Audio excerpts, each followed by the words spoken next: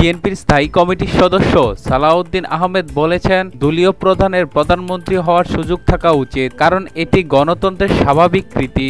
আজ রোববার রাজধানী অনুষ্ঠিত ঐক্যমত কমিশনের বৈঠক শেষে সাংবাদিকদের এ কথা জানান তিনি।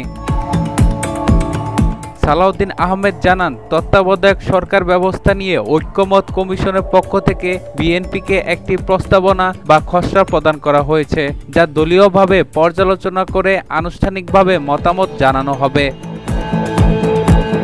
বিশ্বের বহু গণতান্ত্রিক দেশে দেখা যায় দলীয় প্রধানই হন প্রধানমন্ত্রী। যুক্তরাষ্ট্রেও প্রেসিডেন্ট নির্বাচন প্রক্রিয়ায় দলের নেতৃত্বপ্রাপ্ত ব্যক্তি নির্বাচিত হন। সুতরাং বাংলাদেশও দলীয় প্রধানের প্রধানমন্ত্রী হওয়ার সুযোগ রাখা উচিত বলে আমরা মনে করি, বলেন বিএনপি এই নীতি নির্ধারক।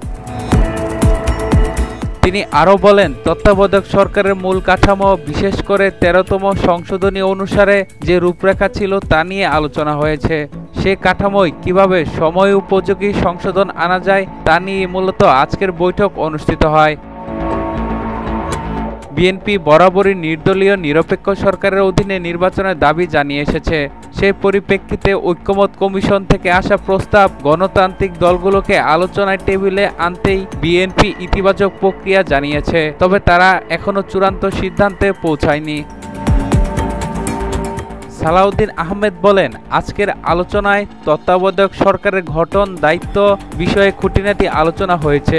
আগামী মঙ্গলবার এই খসড়ার ভিত্তিতে আরেক দফা বৈঠক অনুষ্ঠিত হবে। তিনি জানান, ঐক্যমতের মাধ্যমে রাজনৈতিক সংকট সমাধান করতে চায় বিএনপি, তবে তা হতে হবে গণতান্ত্রিক ধারা ও জনগণের আস্থার ভিত্তিতে।